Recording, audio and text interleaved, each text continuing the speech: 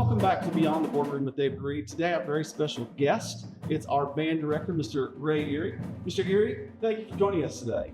Thanks for having me. So today we want to talk about all things band, and we're going to talk about the current room that we're in. We're going to talk about some of the construction bond projects that are going on. But when I was principal here, I referred to the band or the marching band or the pride, and I know a lot of those terms are still used, but you used a term that was new for me back then, and it was audio and visual arts. And when I watch the band performances, I truly see audio visual arts. Can you give us an explanation of exactly what you mean by that definition?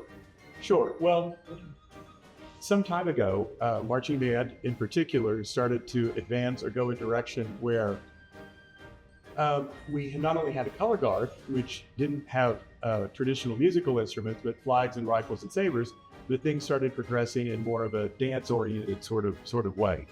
And even now, if you see one of our shows, the people with musical instruments, are doing a lot of dance too. So I started thinking of something that I could call the program in general, that came out something like Instrumental Marching Arts Department. And that let us also incorporate the color guard into to what we were doing, as well as the winter guard, which is as it implies, a winter program where they don't have the instrumentalists, but they still do a show, usually on a gym floor. And so that had nothing to do with the instrumentalists. So once again, we just needed something that sort of encompassed everybody and included them when we talked about the program. Well, as again, we are in the current band room. You actually have two rooms about this size. But one of the drawbacks was there's really not enough space in here to have everybody affiliated with your program. How many students do you have associated with your program? Right now we have around 175 at the high school. So 175 kids involved with the program in a room this size, which it's a little over 40 by 40. 40 by 40. It's not near big enough. And then when you also include the instruments, the props, the chairs, everything that's needed, and then especially with the audio visual part of movement, there's just no way to move. And so thanks to the bond and our voters who came out and voted overwhelmingly for our last bond issue, they approved a big band room, which is going to be large enough for you to be able to use that as a practice facility, but it also has a 20-foot ceiling. So there's a little bit that the color guard can do and the winter guard can do with some things in there. But in addition to that, we also have the indoor multi-purpose facility that would be dedicated to band during the first hour. And so those are some really, really good things. Talk to us about what doors, avenues that might open having these facilities. Sure. Yeah, once again, like you said, we're very appreciative of everyone who voted or recognized, just the need to keep improving this, our environment as we improve the product and the stuff, or try to anyway, what we're doing. The new band room that's going to be built on the end of this building, I think the one when I measured it before, it was about 85 by 65, I think, is what it came out, when they poured the slab. But that would allow all of the instruments to be in the same room, say before a football game, before we come out to do the national anthem. That's something right now we can't do. So we'll be able to meet in there and then, rehearse music together. And also with that many people, there's around 140 maybe instrumentalists. About 40 of those or so are color guard. So having that many instruments in a room with a smaller ceiling, like I think this is 16 feet, it gets really loud. And so you really can't hear, and it's not a good listening environment anyway. So the new room will let us do music rehearsals together. So let's say during the first period, it rains or there's a thunderstorm and we have to come inside, we would be able to play in there. And then with the new indoor facility that you mentioned, the multi-purpose, turf area, the color guard could go in there if it's raining. And so then we'd be able to continue rehearsals and not have to just stop, which, honestly right now, we kind of have to do that. If it rains, we're all just smashed into these rooms, and we just sort of have to, wait it out. Good. Let's talk about the summer program. A lot of times when people talk about summer programs and kids that are involved, they think it's just simply athletics, but it's not. Any of us that drive around during the summer, we see the band and the color guard out as much, if not more, than any of our athletics program. And trust me, the neighbors know as well. So talk to us about everything that goes on during your summer. We start in late May, early June, and we start with probably like most groups, some fundamental moments where we learn how to move and how to play, and we start working on our show music. Sometimes separated. The color guard is always alone. The percussionists are alone, and our brass and woodwind players are alone. Probably in any given week, though we may not all be together, each member probably has about 10 hours a week during the summer where they're here. And we have some weeks off and for vacation, we have some allotments, to let all that happen. But there's about 10 weeks of band rehearsals going on, or 10 hours of band rehearsals each week going on here. And so like I said, we just start to put together the show in very small chunks. The color guard may be working on things with the recording that our arrangers send us, whereas the woodwinds are off in another room, and maybe the brass and the PAC, and we're working on just a little part of the show music. So really, no one gets to hear or see too much of it in the summer, but like you said, we're always here doing something. Great. Well, you mentioned that you put in chunks at a time and little building blocks, and I've noticed that again through the years that the performances during the halftime shows grow. Like the first one, they may not be uniforms, or it may not be the full show, but as you come back each week, you see pieces that have been added. Talk to us about that process of adding pieces and what the ultimate goal is going through to get those pieces added. Sure. Probably if I just went back even further, back in January and February, we start having discussions with our designer and our music arranger, as well as our staff, and we start planning an idea for a show. And it's a thematic show, almost sometimes like a dramatic production.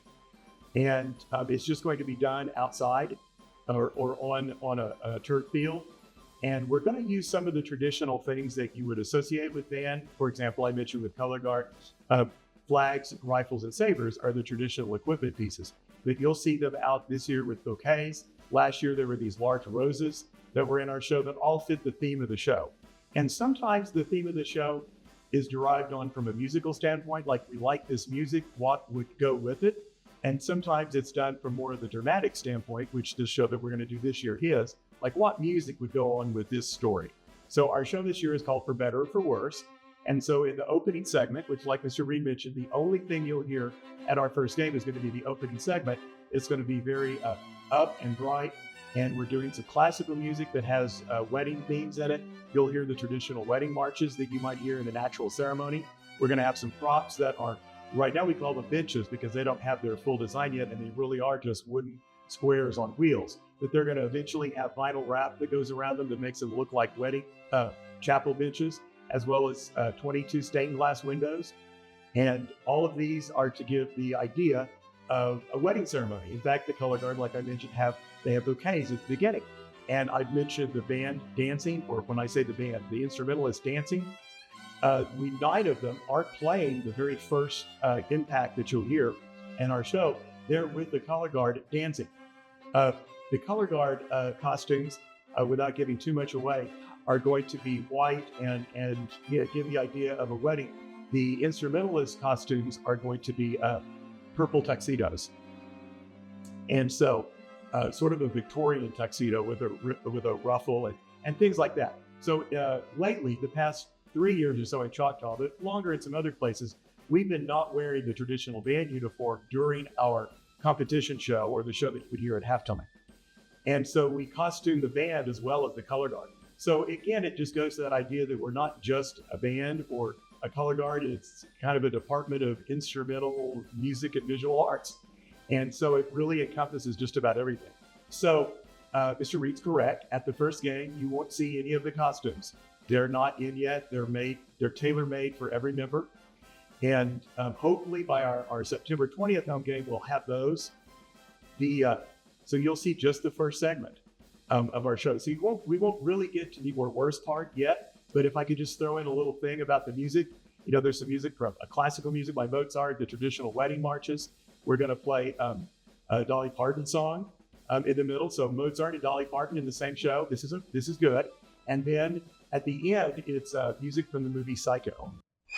So it really is going to be a show for better or for worse. And while I mentioned those big windows that you're going to see at our first game, you're going to, well, all the games, they have a sort of a page turn where a flap opens, and so it turns from a very bright and happy window into a dark, with lots of purples that match the instrumentalist costume. So there's lots of elements that go into this. And so to really get, if you come to all of the home games, you'll see a progression from just this first very rough draft idea, and then we'll not only add to it, but you'll see new things in the first segment too that maybe you didn't see. Because when we go to contests, we get to meet with the judges. And those are all band people or visual people or color guard people, and they'll be thinking during our show, oh, I really like this part of it. What if you did this?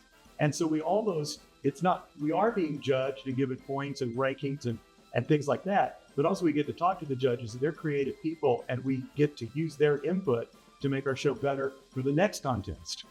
Great. Well, having been able to see this for several years, when you go to the first show and to see the growth to the second show and to the third show and all the way through to the final ed, it's truly remarkable the transformation that it takes. I would encourage you, even if you can't make every football game, try to make one of the early games and at least one of the late games, because you will see a complete transformation and growth of the process.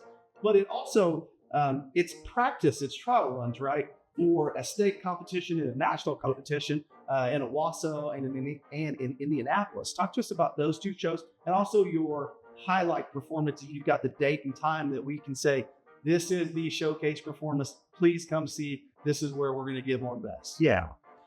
So like Mr. Reid mentioned, every home game we'll do the show and add a little bit to it as it goes. On September 21st, we have here what we call a mock contest, where we will be in costume and we get to practice some elements that we don't usually do at games, where we, how to get on the field. All of those props I mentioned have to be brought on the field in 4 minutes.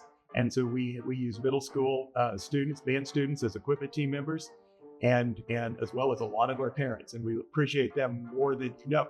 Also, I should mention while I'm going on that, they make our props. We don't buy them from someone, from a company, from a catalog or anything like that. Our props are designed by the designer, and he talks to our parents and says, we would like these benches or these windows, or if you saw our show last year, there are these huge hexagons in the V show. So they design those and figure out, how are we going to get those in the semi? How can we transport those to Indianapolis? And they load them, unload them, fix them when they break. We lose a wheel or two every time we have band. And so it's a huge undertaking for the parents. And like I said, the middle school equipment team people. So anyway, at our mock contest, we'll practice the whole routine. And that's on September 21st. Then on September 28th, we'll be going to Owasso. That'll be our first contest. And we go to contests in Oklahoma at Owasso and Tulsa Union. And I picked those. We all sort of graduated to those over the years, because the judges that those folks get, sometimes we'll have the same judge in, say, at Indianapolis for the same judge at our state contest. And there's really nothing more satisfying than being able to say to someone, or have a judge see us a second time, and maybe we did some of the things that they suggested the first time. So we like those contests for that reason. It gives us a good read on what the judging community is going to think of our show. Then we have an OSSAA regional contest, which is going to be at Western Heights this year. And the Oklahoma Bandmasters Association hosts the 6A1, 6A2 state championship. So that's going to be on November 2nd. The week before that, over fall break, we're going to go to Indianapolis to the Bands of America Super Regional. And that's a 2-day event that hosts, this year, 90 bands are enrolled. And we'll be doing the show there. When we're in Indianapolis, it's an indoor venue at Lucas Oil Stadium, which is a wonderful place to play. In fact, the cool thing about Lucas Oil Stadium is it was designed, Bands of America is in Indianapolis, and along with the Indianapolis Colts, it was designed to sound good when you have music in it. And there's a statistic that there's more marching band events in Lucas Oil Stadium than there is actual football events. And so it's a very nice place to play. Having an indoor facility in Choctaw with turf allows us to practice indoors and have some of the same conditions you would have in Indianapolis. So it's not just a place that we might want to go if there's bad weather or if it's too hot outside, but it's a place where we can go and give us an added benefit competitively as well.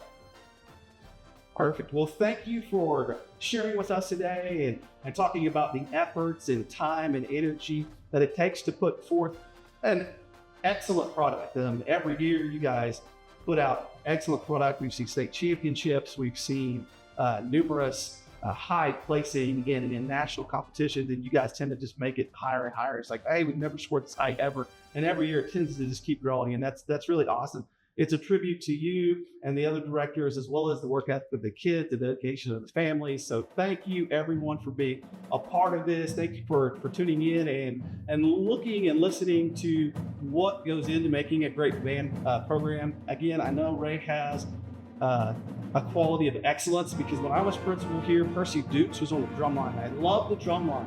And I always asked him, when do I get to play, your drums? And he said, Mr. Eary he's working on you a special invitation.